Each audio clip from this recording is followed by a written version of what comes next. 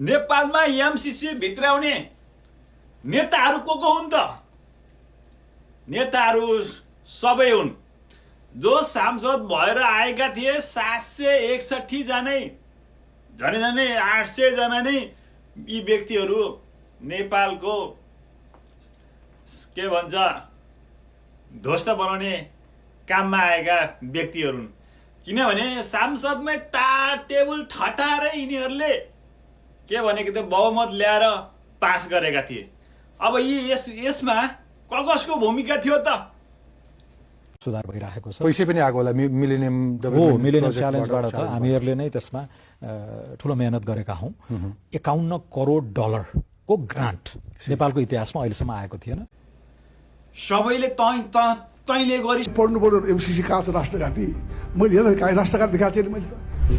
हिजो यो पारित भएपछि म निकै खुसी छु। देश दुर्घटनाबाट बच्यो, संविधान बच्यो। अनुमोदनका लागि एमसीसी जस्ता कुराहरू पारित गर्नुपर्छ।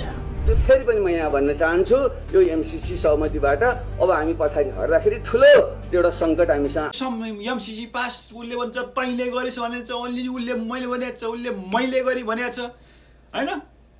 यसले एकले अर्कालाई आरोप हकमा अमेरिकी कानुन समेत लागू हुन सक्ने शर्तहरू सहितको एमसीसीलाई म जस्तो सामान्य सञ्चारकर्मीले विकास अनुदान मात्रै मान्न सकेन। हजुर, अर्थ मन्त्रालयको एउटा कर्मचारीले हस्ताक्षर गरे पुग्ने सम्झौता संसदमा लगिनु र जनस्तरबाटै लगाएका छन्।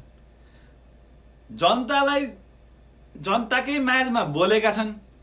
अनि जनताकै माझमा फेरि हामीले गरे होइन, उसले गरे होइन, उसले गर्यो, उसले गर्यो, मैले गरे होइन, अनि म चाहिँ राम्रो भनेर भन्छन्। यी भेडाइ नेताहरू हुन्। यी फेरि समर्थन गर्ने त्यही जनताहरू नै हुन्। यिनीहरूले जनतालाई कहिल्यै सोधेनन्। त्यो 761 जनामा ऊ के गरे? फेरि 761 जनै के थिए भने सब भेडाहरू थिए। कोही ल्याप्चे साथ थिए, कोही के थिए, होइन? यिनीहरूले फेरि टेबल ठटाए, पास भयो। मजाले पास गरे यी नेताहरूले। देशद्रोही नेता होइन यी सबै। अब एक किसिमले नेपालको विकास कहाँ भयो?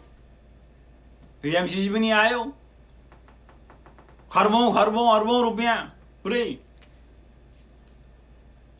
नेपालमा विकास भएको तातो कहीँ देखिँदैन। यसो अलिअलि ठाउँमा भए कता बिजुली आयो, यत्रो पैसा ल्याउँदा पनि बिजुली आउँदो रहन्छ। 11 वर्ष कसर गर्दा पनि केही हुँदो रहन्छ।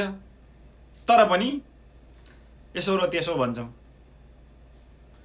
बसेका छौँ नि हामी तीनजना एमसीसी वादी हो नि। फेरि उहाँ पनि एमसीसीको भोकल समर्थक हो, म पनि हो। तपाईँले 4 पल्ट मुन्ने नै खुवाउनु भएको थियो, होइन? त्यो मैले यो सन्दर्भमा किन भनेको, मैले त्यो किन भनेको भने मैले किन भनेको भने हामी उत्तेजनामा छैनौँ। हामीलाई यङ लिडर भन्लान्, होइन? मलाई भन्दा ज्यादा तपाईँहरूलाई भन्छन् यङ लिडर भनेको नि हामी बुझेका छौँ क्या। एमसीसी किन चाहिन्छ, बिआरआई किन चाहिन्छ, इन्डियन एक्जिम ब्याङ्कको पैसा हामी किन लिन्छौँ। 11 वर्ष विवाद गरेर पनि अझै पनि विवादै गरिरहन्छौँ। अनि हाम्रो नेपाल गरिब हो, हामी भिखारी हौँ। भिख माग्नै पर्छ कि त भिख नमागी देश चलाउनु पर्यो, होइन? अब भिख नमाग्ने गरी देश चलाउने नेताहरू अहिले एउटा हर्के जन्मिया। अब अरू भनेका सबै भिखै माग्नुपर्छ भन्छन्।